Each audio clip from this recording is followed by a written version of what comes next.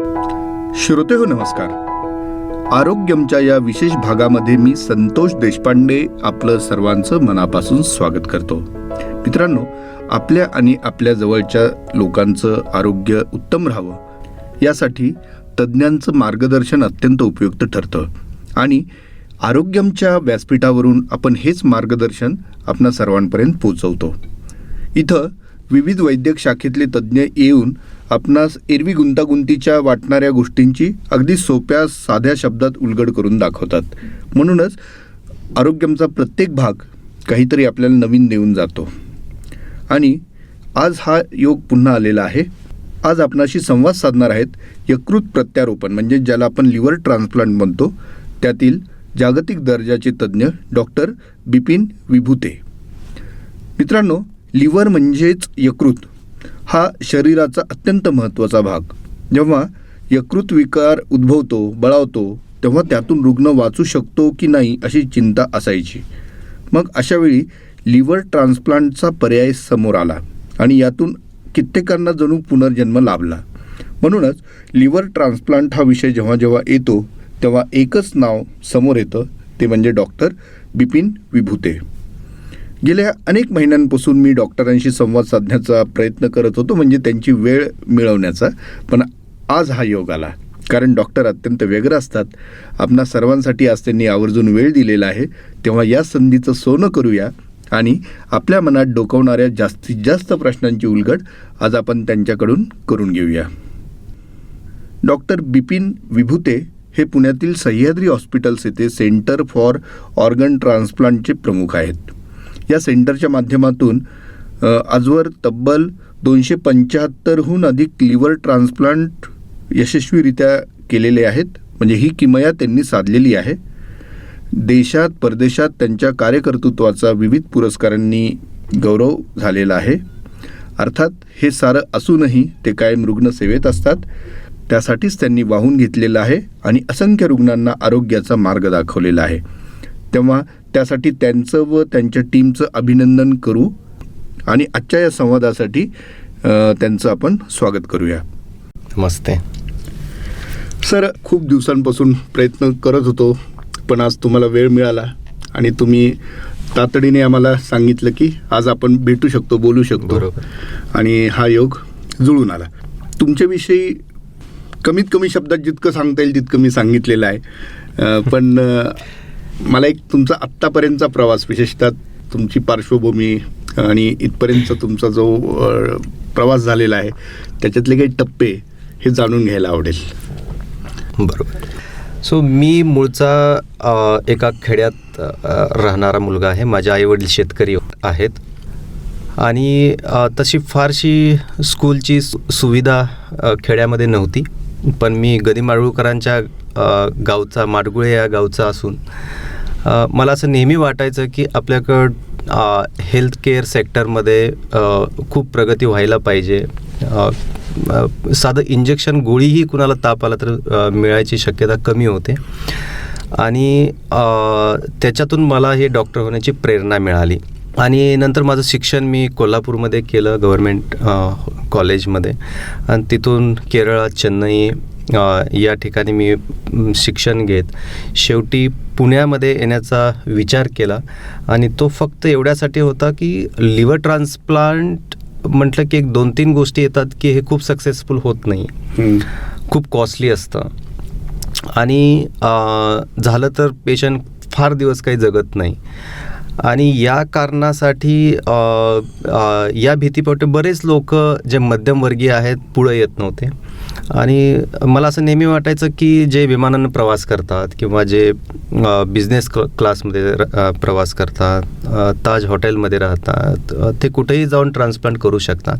पण जो काही मिडल क्लास होता की जे काही पर्यंत ते पैसे जमा करू शकत होते, त्यांच्यासाठी अशी ट्रान्सप्लांटची फॅसिलिटी इंडियामध्ये उपलब्धच नव्हती. आणि त्या करण्याच्या उद्देशानं मी सह्याद्री हॉस्पिटलबरोबर हा लिव्हर ट्रान्सप्लांट प्रोग्रॅम चालू केला 2016मध्ये. आणि आमचं बोधवाक्यच होतं की हा अफोर्डेबल असायला पाहिजे. सो ज्यावेळेस मी चालू केला त्यावेळेस अवरेज कॉस्ट 25 ते 30 लाखाच्या आसपास होती आणि आता आपण 15 ते 18 लाखाच्या आसपास ट्रान्सप्लांट करतो. आजही तेच करतो. आणि जे लोक अजून लोअर क्लासमध्ये आहेत त्यांच्यासाठी गव्हर्मेंट हॉस्पिटलमध्येही आपण फ्री ऑफ कॉस्ट, इनफॅक्ट ससूनमध्ये जाऊन आपण ट्रान्सप्लांट तीही सुविधा आपण उपलब्ध करून दिली आहे आणि बऱ्याच लोकांनी त्याचाही फायदा घेतला आहे. आणि आजपर्यंत आपण 250चा टप्पा या 5-6 वर्षामध्ये गाठला आहे आणि ते एक चांगल्या सक्सेस रेटनुसार. असं नाही की आपण कॉस्ट कमी केली म्हणजे क्वालिटी आपण कमी केली, असं कुठंही झालं नाही. आणि बरेचसे जे पेशंट पुअर असतात किंवा जे पिडियाट्रिक एज ग्रुपमध्ये असतात त्यांच्यासाठी बरंच फंडिंग किंवा EMI फॅसिलिटीज आपण निर्माण केले की जेणेकरून ट्रान्सप्लांट प्रत्येकाला हे ऑप्शन अवेलेबल झालं पाहिजे. कारण ट्रान्सप्लांटमुळं एखाद्याचं आयुष्य कंप्लीट चेंज होतं. एक सुंदर जग ते पुन्हा जगू शकतात. म्हणूनच आपण पॉवर ऑफ रिबर्थ असं ट्रान्सप्लांटला म्हणतो की एक नवीन पुनर्जन्मच थोडक्यात असतो आणि ते मॅक्सिमम लोकांना देण्याचा आपण प्रयत्न करत असतो. आणि मला असं वाटतं की प्रत्येकाला या पृथ्वीतलावरती एक रोल दिलेला असतो आणि तसा मला हा रोल देवाने दिला आहे आणि त्याचा पुरेपूर मी जोपर्यंत आहे तोपर्यंत प्रयत्न करेन आणि मॅक्सिमम ट्रान्सप्लांट हो या न हो हे बघण्यापेक्षा मॅक्सिमम लोक हे सुंदर जग परत जगू शकतील, बघू शकतील या उद्देशानं सध्या तरी आपण कार्यरत आहोत. वा, नाही तुम्ही खूपच प्रेरणादायी प्रवास तुमचा सांगितलेला आहे. आणि असं कधी कुठल्या टप्प्यात वाटलं होतं की आपल्याला ह्याच्यामध्ये स्पेशलिटी करायची आहे, स्पेशलायझेशन करायचं आहे? खरं सांगायचं तर आमच्या गावाकडे सगळ्यांना शिक्षकच व्हायचं असायचं. सो मलाही तसंच वाटायचं. पण जसं मी अगोदर सांगितलं की हेल्थ केअर सेक्टरमध्ये आरोग्य याच्यामध्ये खूपच कमी सुविधा असल्यामुळं मला नेहमी वाटलं की डॉक्टर व्हावं आणि MBBS करून गावाकडे कुठंतरी आपला दवाखाना चालू करावा. पण मी 1-2 असे काही पेशंट बघितले की ज्याच्यामध्ये मला असं वाटलं की आता आपल्याला तेवढ्यावरती थांबणं चुकीचं आहे. आपण सर्जन बनलं पाहिजे. कारण त्याच्यामध्ये मला थोडासा जास्त इंटरेस्ट होता आणि त्या फॅसिलिटीज खूप कमी लोकांना स्किल्स होते. सर्जरी झाल्यानंतर असंच काही 1-2 इन्सिडन्सेस घडले की 1-2 पेशंट माझ्यासमोर लिव्हरच्या प्रॉब्लेममुळं काही जस्ट स्किल नाहीत किंवा एक्सपर्ट नाहीत म्हणून ते दगावले गेले. आणि त्याच्यानंतर मी ठरवलं की एवढे जर कमी लोक या लिव्हरमध्ये भारतामध्ये असतील तर आपण त्याच्यातलाच एक सर्जन किंवा एक डॉक्टर बनलं पाहिजे आणि त्याच्यासाठी जे काय करायचं आहे ते आपण केलंच पाहिजे. आणि ती प्रेरणा आजही मी बाळगतो आणि जे काही बोटावर मोजण्या एवढे लिव्हरचे सर्जन्स आहेत त्याच्यामध्ये आज आपलं नाव गिनलं जातं आणि तीच माझी इच्छा होती आणि तीच प्रेरणा होती. तुमचे प्रेरणास्थान काय होते मग त्यावेळी? माझं प्रेरणास्थान तसे मेंटर तर भरपूर होते पण मला असं वाटायचं की लिव्हरच्या आजारामुळं कोणी दगावलं नाही पाहिजे. आणि ज्यावेळेस मी लिव्हर सर्जरीचा विचार केला त्यावेळेस असं वाटलं की यार लिव्हर सिरोसिसमुळं जास्त लोक दगावत आहेत लिव्हरच्या प्रॉब्लेमपेक्षा आणि त्याचं एकच सोल्युशन आहे ट्रान्सप्लांट.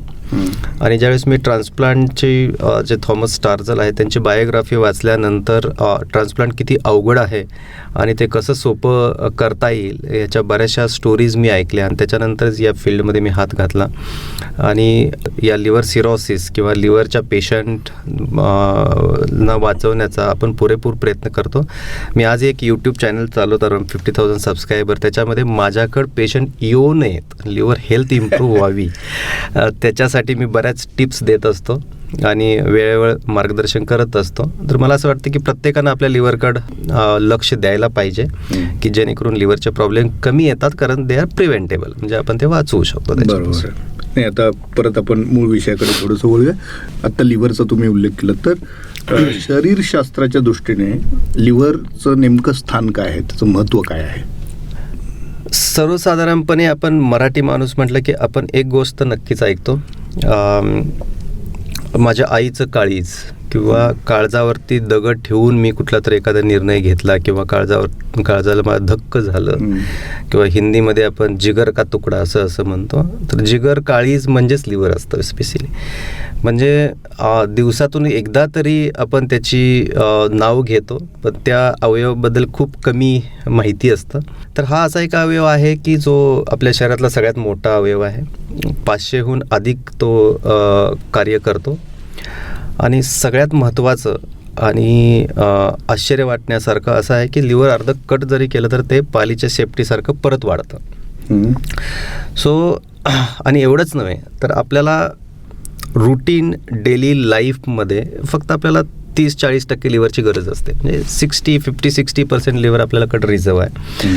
सो देवानंही आपल्याला तो ऑर्गन देताना एवढं विचार करून दिला आहे, तर आपण ही त्याची तेवढाच काळजी घ्यायला पाहिजे.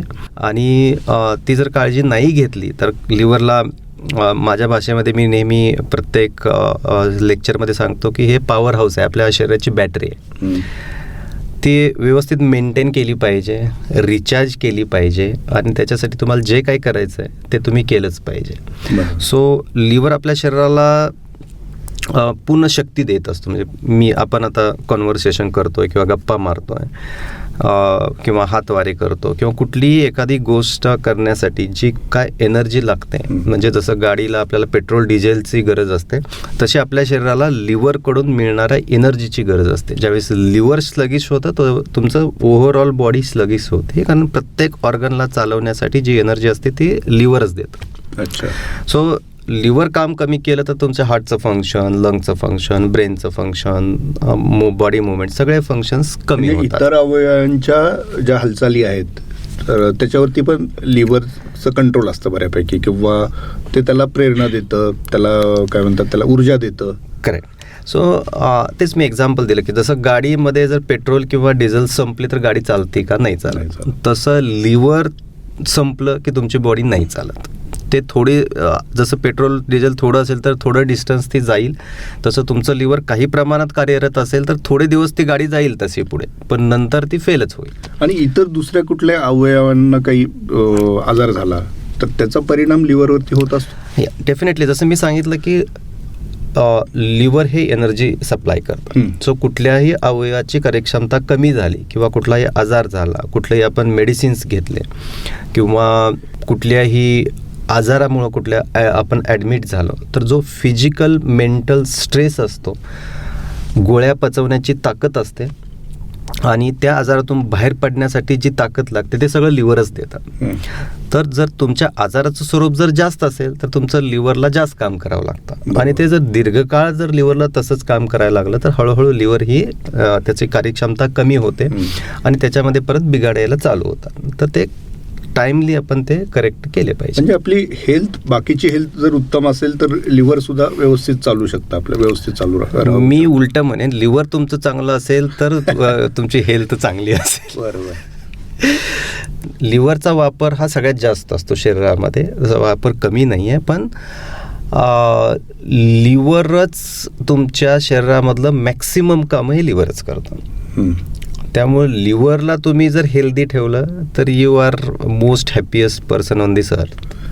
लिव्हरला हेल्दी ठेवायचं म्हणजे काय करायचं? बरोबर, हा खूप चांगला प्रश्न आहे. याच्यामध्ये मी बरंचसा डिबेट पण केलेला आहे.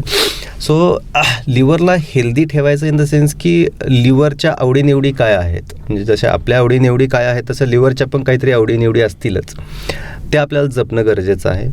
त्याचं तो व्यवस्थित चालतो की नाही आहे हे आपण वेळोवेळी टेस्ट करून किंवा त्याची कार्यक्षमता जाणून घेणं गरजेचं आहे. कारण जसं मी सांगितलं की त्याच्याकडे रिझर्व कपॅसिटी आहे.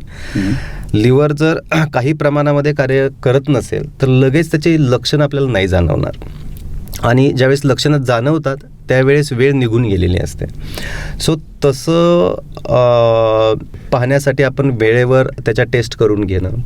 आजकालचं दुनिया म्हणजे अशी धावती रेसच आहे, ट्रेनसारखी. म्हणजे सो त्याच्यामध्ये आपलं अवेळी खाणं, अवेळी झोपणं, जंक फूड, अल्कोहोल, स्मोकिंग आणि या सगळ्या गोष्टीचा त्या लिव्हरवरती खूप मोठा परिणाम होतो. आणि त्याच्यात जर वेळेवरती आपण त्याला जर रिकवर नाही केलं किंवा वेळेवर तपासण्या करून जर आपल्याला त्याचा बिघाड काय आहे का हे जर नाही कळालं तर लिव्हरचे भविष्यामध्ये 100% प्रॉब्लेम येऊ शकतात. आणि त्याच्यासाठी आपलं खानपिन चांगलं असणं, अल्कोहोल, स्मोकिंग हे लिमिटमध्ये करणं, झोप व्यवस्थित पाहिजे, exercise is a must, is a good friend of it. जे लिव्हरला जे हेल्दी फूड हवं असतं ते आपल्याला प्रोव्हाइड करायला पाहिजे, न्यूट्रिशन प्रोव्हाइड करायला पाहिजे. तसं केलं तर लिव्हर आपण एका चांगल्या स्टेटमध्ये ठेवू शकतो. आणि to live long you need a good healthy liver.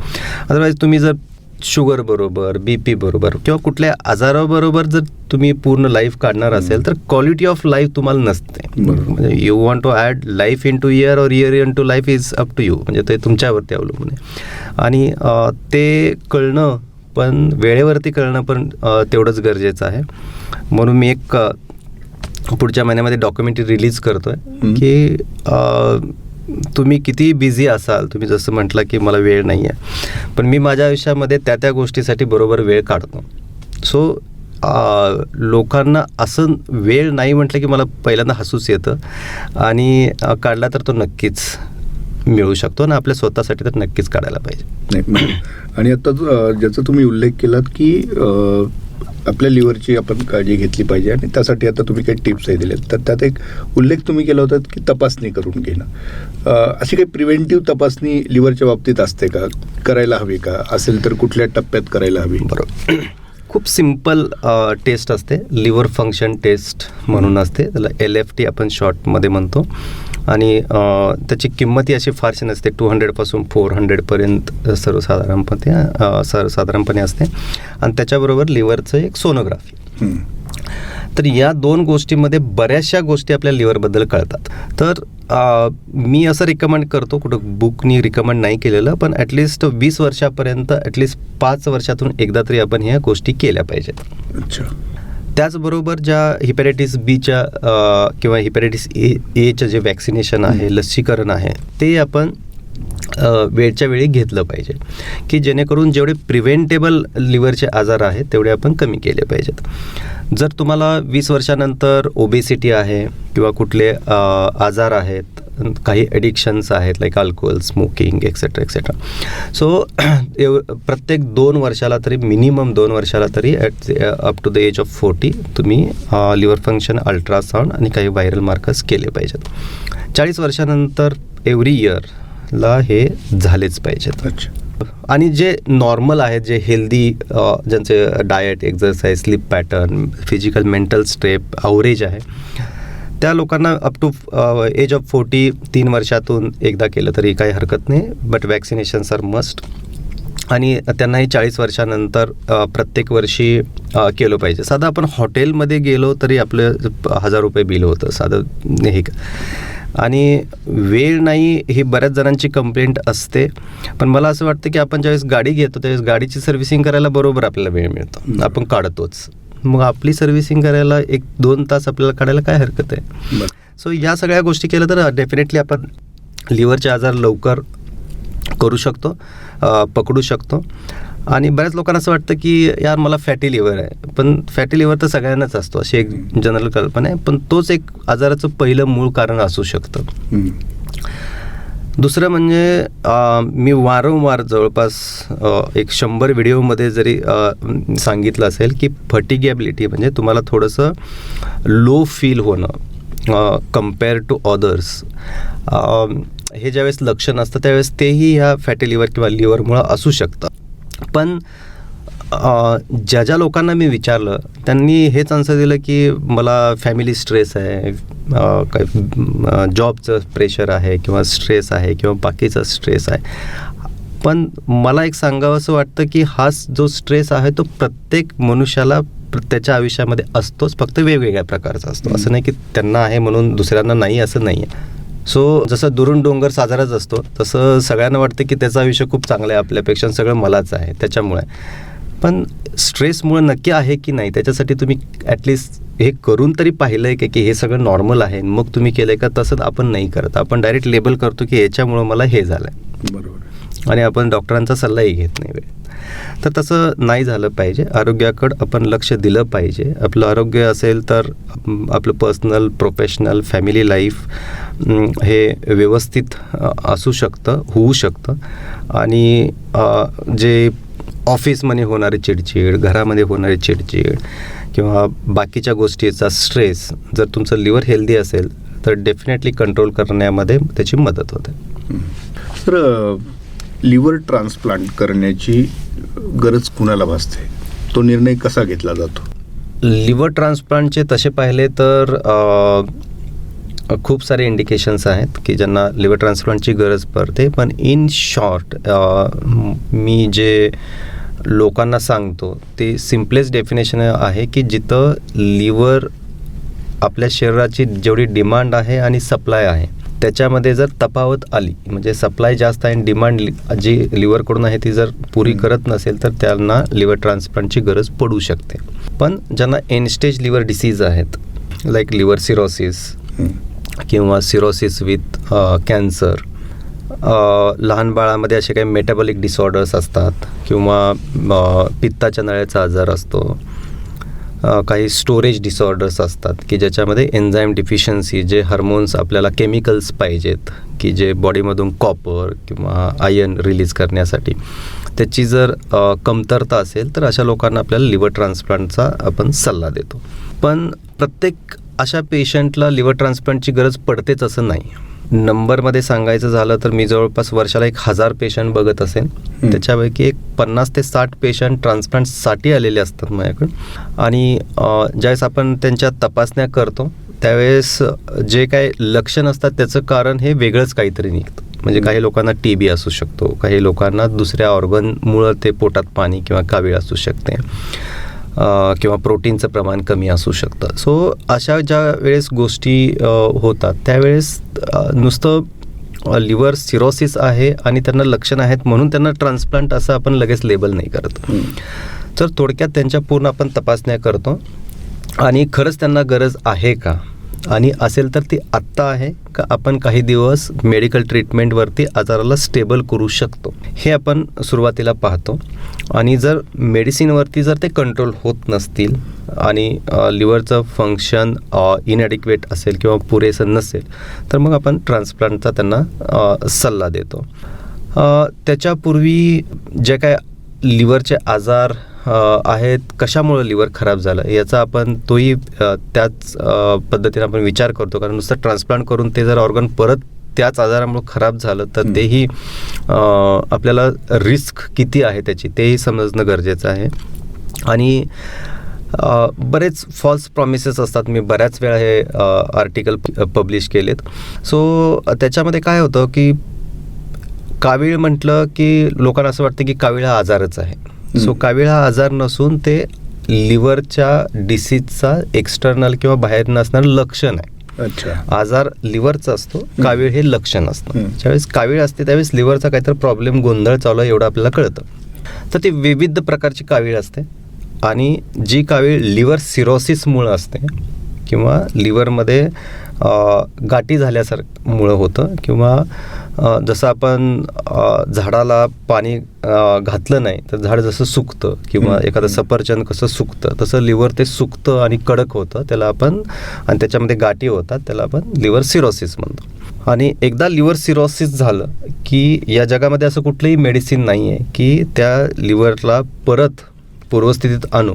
म्हणजे जर झाड काही वेळामध्ये जर आपण पाणी घातलं तर ते पूर्वस्थितीमध्ये परत फुलतं, फुलं येतात, फळं येतात. तसं लिव्हर जर अर्ली स्टेजमध्ये असेल आणि लिव्हर सिरोसिस व्हायच्या अगोदर जर आपण तो आजार पकडला, म्हणजे फॅटी लिव्हर असेल, फायब्रोसिस असेल, तर आपण त्याला रिव्हर्स करू शकतो. पण एकदा जर लिव्हर सिरोसिस, लिव्हरमध्ये गाठी झाल्या आणि लिव्हर कडक झालं तर मग त्याला आपण रिव्हर्स करू शकत नाही, आपण स्टेबल ठेवू शकतो. आणि ते जर मेडिसिनवरती जर स्टेबल नाही राहिलं तर मग आपण ट्रान्सप्लांट हाच एक पर्याय देतो.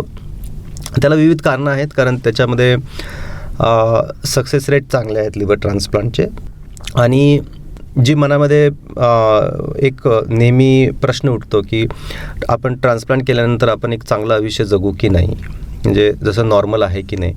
सर मी असं विश्वासानं ठामपणे 100% सांगू शकतो का माझ्या एक्सपिरियन्सनुसार जवळपास मी 1000च्या वर ट्रान्सप्लांट आत्तापर्यंत केलेत सगळे मिळून. 99% नियर टू नॉर्मल लाईफ आपण जगू शकतो. 1% थोडेफार रिस्ट्रिक्शन्स असतात, म्हणजे थोडंफार खाण्याचे रिस्ट्रिक्शन्स, गोळ्या टाईमवरती घेणं किंवा गोळ्या आयुष्यभर घ्यायला लागू शकतात.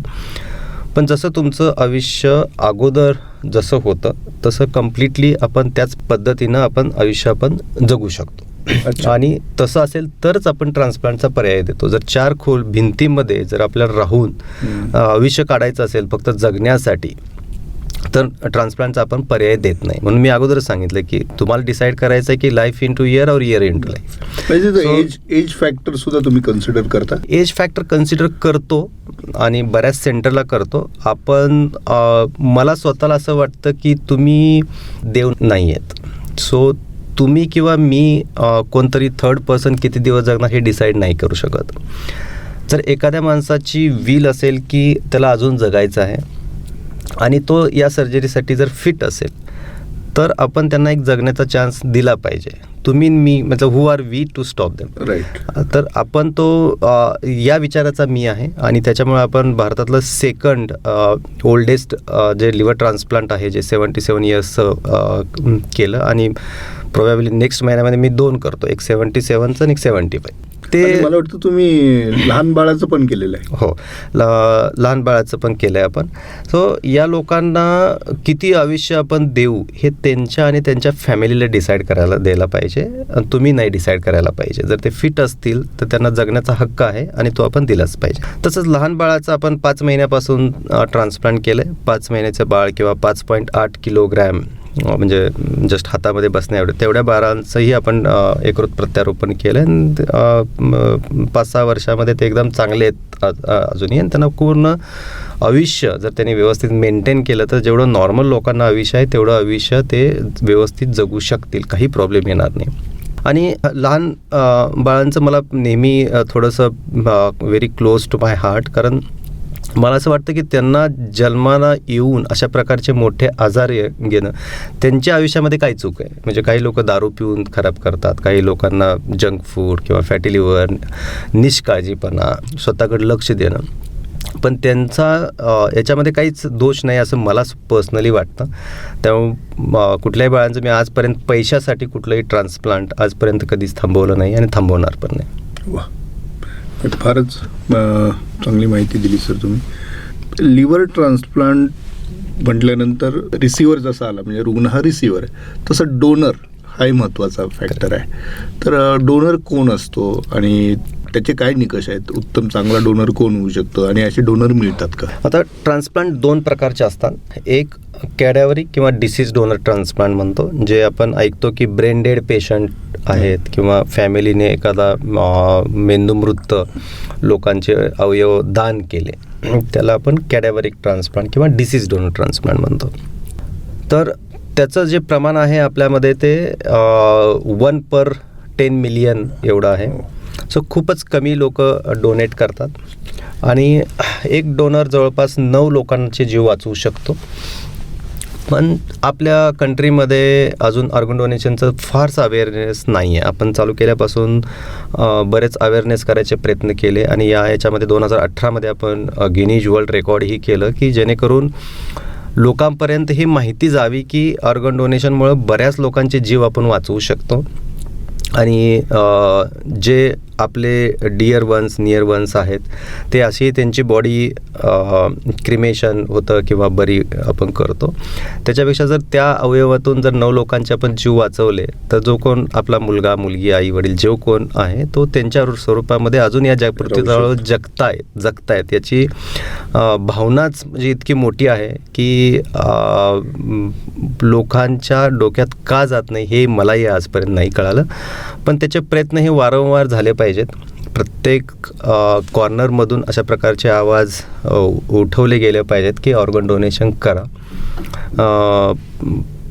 पण हा कम्प्लिटली फॅमिलीचा डिसिजन असतो आणि त्याच्यामध्ये कुणाचंही कंपल्शन नसतं.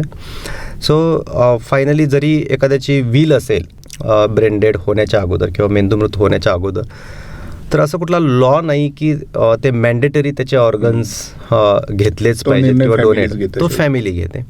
सो जोपर्यंत फ्रेंड्स अँड फॅमिली हे कन्व्हिन्स होत नाही त्यावेळेस तुम्ही मी कितीही प्रमाणपत्र किंवा कितीही डोनर ऑर्गन डोनेशन कार्ड जे साईन करून ठेवले तर त्याचा काही उपयोग फारसा होत नाही.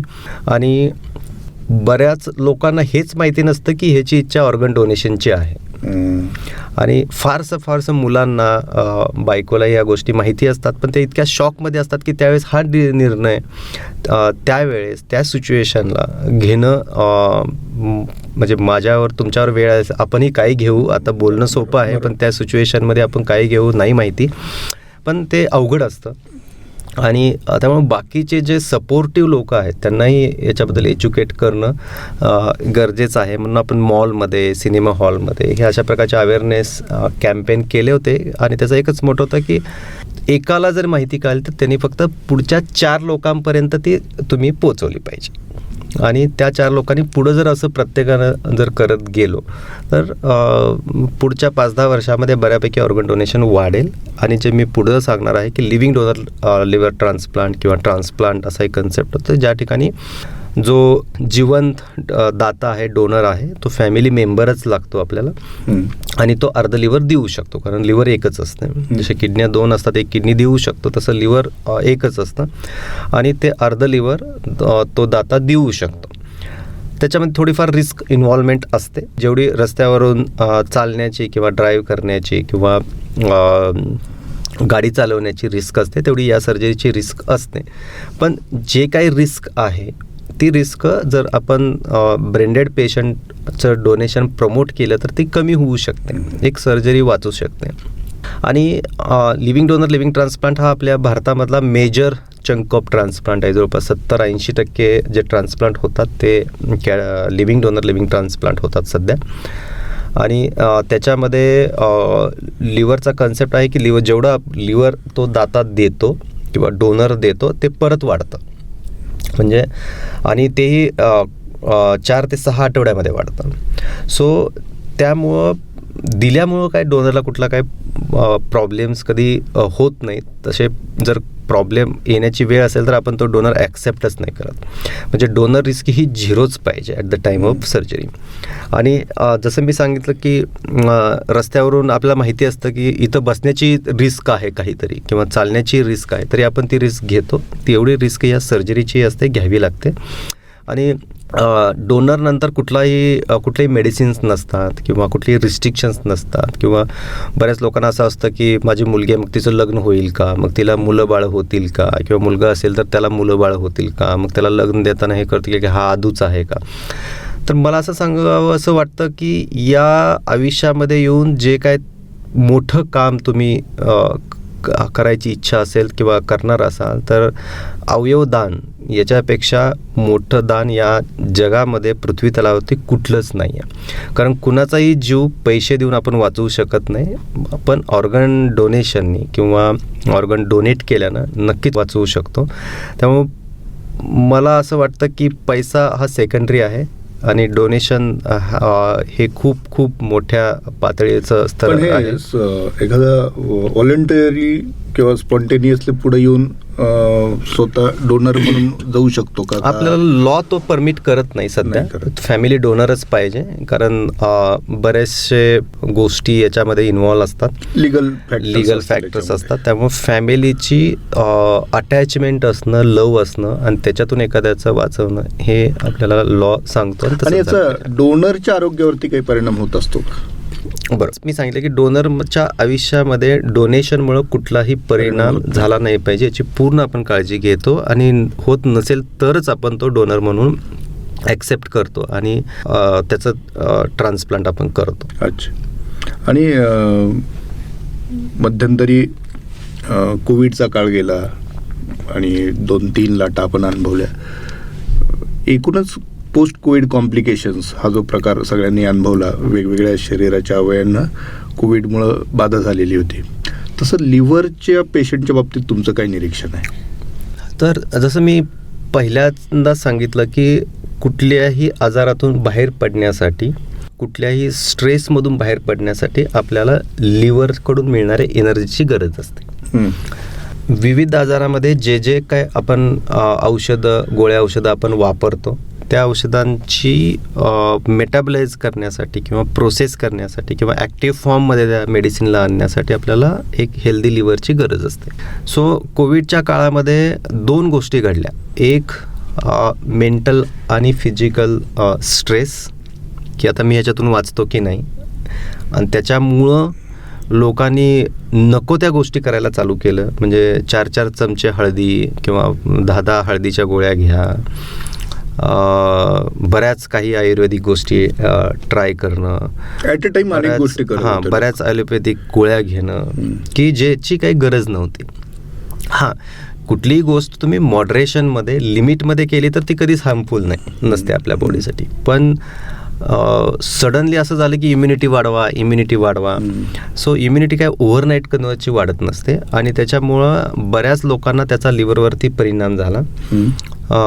काही लोक कम्प्लीट लिव्हर फेल्युअरमध्ये पण आले होते. चुकीची वेळी, चुकीच्या डोसमध्ये चुकीच्या गोष्टी केल्यामुळं त्याचा लिव्हरवरती परिणाम मोठ्या प्रमाणात झाला, आणि काही लोकांना ट्रान्सप्लांटची गरज पडली एकाला, आणि बाकीचे बऱ्यापैकी रिकवर झाले, कारण ते टायमिंगमध्ये आपल्यापर्यंत पोचले.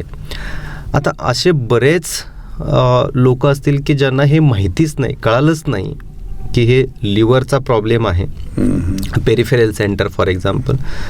आणि तिथं बरेचसे लोक या लिव्हरच्या आजारामुळे दगावले असतील, आपल्याला माहिती नाही. तिसरी गोष्ट म्हणजे लिव्हरला जी काय कोविडच्या काळामध्ये जी काळजी घ्यायला पाहिजे होती ती घेतली गेली नाही, कारण जे काही मेडिसिन्स आपण वापरतो त्याचा परिणाम ह्या लिव्हरमध्ये होतो. तर फ्रिक्वेंटली आपण लिव्हर फंक्शन टेस्ट मॉनिटर केलं पाहिजे. त्याच्यामध्ये काय बदल असेल तर तज्ज्ञांचा सल्ला घेणे किंवा त्या औषधामध्ये बदल करणे, ह्या गोष्टी घडल्या नाहीत, कारण तो डॉक्टरांचा प्रॉपर सल्लाही लोक घेत नव्हते.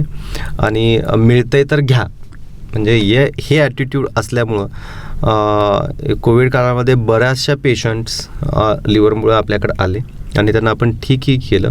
आणि त्याच्यासाठी मी बरेचसे व्हिडिओज पण बनवले होते, करून अवेअरनेस करायचा प्रयत्न केला.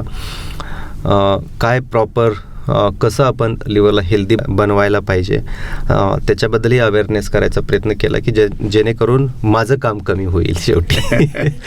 सो पण जे काय गुगलकडून किंवा व्हॉट्सअपकडून किंवा जे काय अशा सोशल मीडियाच्या पोस्ट आहेत, गुगल, डॉक्टर व्हॉट्सॲप, करेक्ट, त्याच्यातून लोक ऐकतात आणि बघतात, आणि 1-2 एक्झाममधून सगळेच फॅमिलीच्या फॅमिली लगेच खायला चालू करते. आपण ते सरसगटीकरण करतो. तसं नाही झालं पाहिजे, आणि योग्य डॉक्टरांचा योग्य वेळी सल्ला घेऊन करणं कधीही चांगलं. बरोबर. आता आपण सह्याद्रीमध्ये कार्यरत आहात. तुमचं सेंटर जे आहे ऑर्गन ट्रान्सप्लांटचं, त्याचं मुख्य कार्य काय आहे आणि कशा पद्धतीने तिथे लोकांना अप्रोच होऊ शकतं, तर तुमचा सल्ला घेता येऊ शकतो? सो आपण सह्याद्री हॉस्पिटलमध्ये फक्त लिव्हरच नाही, तर आपण स्वादुपिंड म्हणजे पँक्रियाज, किडनीज, इंटेस्टाईन याचे ट्रान्सप्लांट करतो. आणि मला अभिमानानं सांगावंसं वाटतं की आपण पँक्रियाज ट्रान्सप्लांटसाठी पूर्ण भारतामध्ये आपण 2nd नंबरला आहोत. सो आणि बऱ्याच लोकांना हे माहितीही नाही की स्वादुपिंडाचं ट्रान्सप्लांट होतं. आणि लिव्हरचं तर डेफिनेटली या आजारामुळं जीव जाऊ शकतो, त्याच्यामुळं लोक थोडीशी धडपड करतात.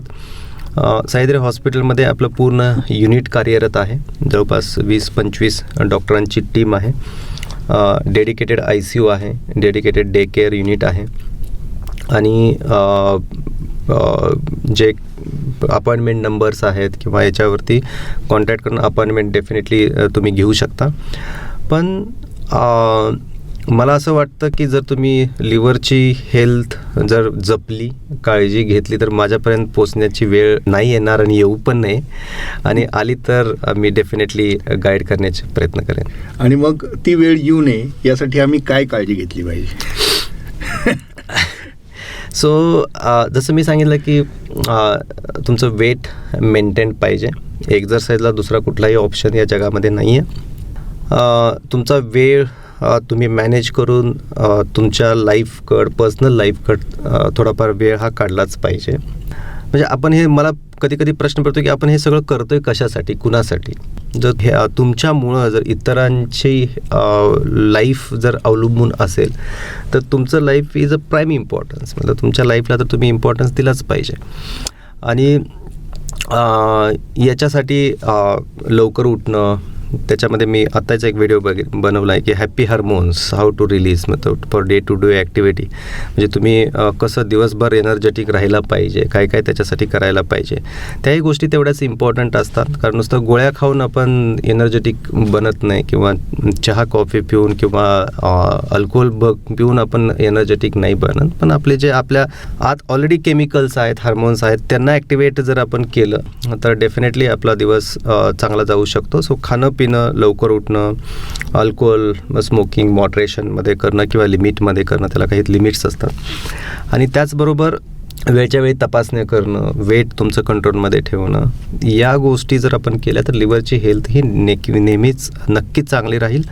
आणि जसं मी अगोदरही सांगितलं आहे, आत्ताही सांगितलं की जर तुमचं एजमध्ये जर ते त्या वेळेस त्या तपासण्या करून तुमचं लिव्हर व्यवस्थित आहे की नाही आहे एवढं डेफिनेटली आपण बघायला पाहिजे, विदाऊट डाऊट बघायला पाहिजे. आणि मी असं म्हणतो की नुसतं लिव्हरच नाही, तुमच्या पूर्ण बॉडीचे जे बेसिक टेस्ट आहेत त्या तुम्ही केल्या पाहिजेत.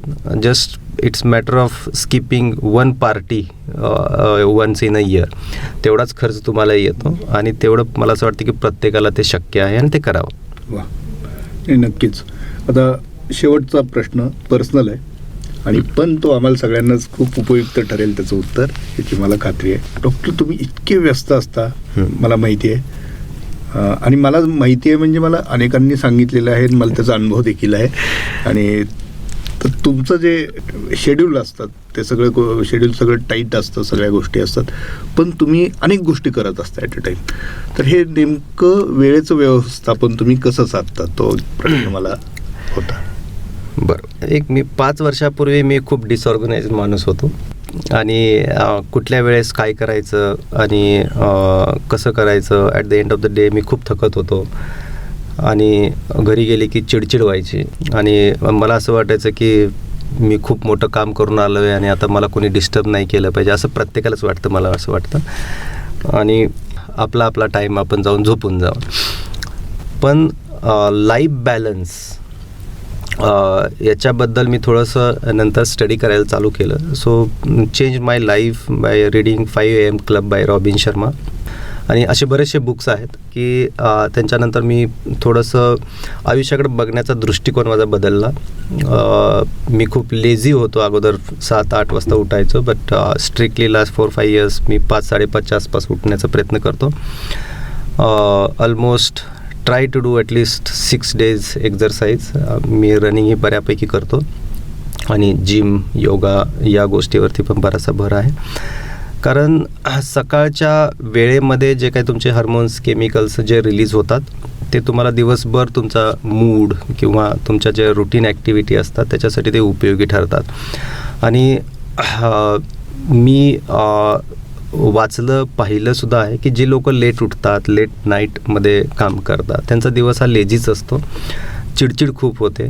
आणि बाकी डाएटमध्ये बराचसा चेंजेस मी घडून आणले. आणि त्याच्यानंतर माझं टाईम मॅनेजमेंट, कारण माझ्याकडे तो 3 तास एक्स्ट्रा मला मिळाले सकाळचे उठल्यामुळं, आणि ते मी फक्त माझ्यासाठी वापरतो. शक्यतो मी फोन वापरत नाही, कारण disturbance is distraction the life असं मला वाटतं. सो त्याच्यानंतर मी बाकीच्या गोष्टी ज्या आहेत त्या प्लॅन करतो की आता दिवसामध्ये काय करायचं आहे. राऊंड, OPD, ऑपरेशन, आणि प्रत्येकाचे रोल डेझिग्नेट केलेत. सो तुमच्यामध्ये थोडीशी लिडरशिप, मॅनेजरल पॉवर पण पाहिजे, आणि ती आयडेंटिफाय करण्यासाठी तुम्हाला थोडंसं मेहनत घ्यावी लागते. हे काय बाय बर्थ किंवा बाय लक नसते. त्यासाठी मी 2 वेळा MBA केलं, मी डिजिटल मार्केटिंग 2-3 वेळा केलं. सो मला ते आवडतं की how to get best out of the people. So त्याच्यामुळं डे ऑर्गनाईज होतो. आणि जरी मी पहिला पेशंट किंवा शेवटचा पेशंट असेल तर मी तेवढ्याच एनर्जीनं पाहतो, बघतो आणि एक्सप्लेन करायचा प्रयत्न करतो. So time management is an art. प्रत्येकाला ते येत नाही, आणि पण ते येऊ शकतं. जर तुम्ही शिकला तर डेफिनेटली येऊ शकतं. काही गोष्टी सडन डिसिजन्स घेणं वगैरे करावं लागतं मला टाईम शेड्यूलमध्ये, पण त्या वेळेस त्या गोष्टी मॅनेज होतात, करतो. पण दुसऱ्याला त्रास न देता जर ह्या गोष्टी केल्या तर त्याचा आनंद अजून खूप वेगळा असतो. वा वा. तुमच्याबद्दल बोलायचं झालं तर काळजाला शब्दशः हात लावणारा डॉक्टर असं म्हटलं तर काहीच हरकत नाही, कारण काळीज म्हणजेच लिव्हर. आणि आज तुम्ही सर आलात आणि खूप मोकळेपणाने संवाद साधलात. मला वाटतं कदाचित तुम्ही अलीकडच्या काळात सर्वाधिक दिलेला वेळ असेल हा, आणि त्यामुळे खरोखर आमच्या असंख्य श्रोत्यांना, प्रेक्षकांना एक नवीन माहिती मिळाली, एक दृष्टिकोन त्यांच्यासमोर नवीन एक खुला झालेला आहे. आणि आपल्या आरोग्याची, विशेषतः आपल्या लिव्हरची काळजी कशी घ्यायला हवी आणि काही प्रॉब्लेम आलाच तर ह्या सगळ्या प्रोसेसकडं कसं पाहायला हवं, हे जे आज तुम्ही छान आणि अत्यंत सोप्या शब्दात सहजपणे आणि खास तुमच्या स्टाईलमध्ये उलगडून दाखवलेलं आहे. त्यासाठी वेळ काढला तुम्ही. मी तुमचं खूप खूप मनापासून आभार मानतो. आणि आपण भविष्यातही पुन्हा एकदा नक्की भेटूया, कारण खूप विषय आहेत. फक्त लिव्हरच नाही, काळीज येतं, मग काळजाच्या आसपासचे आणखी काही काळजं असतात, काळजाचं आणखी काहीतरी काळीज असेल ते मला तुम्हाला विचारायचं करायचा आपण प्रयत्न करू नेक्स्ट एपिसोडमध्ये. तर मित्रांनो, मी संतोष देशपांडे आता आपलं सर्वांचा निरोप घेतो. आज आपला खास पॉडकास्ट होता डॉक्टर बिपिन विभूते यांच्यासोबत. पुन्हा आपण नक्की लवकरच भेटूया.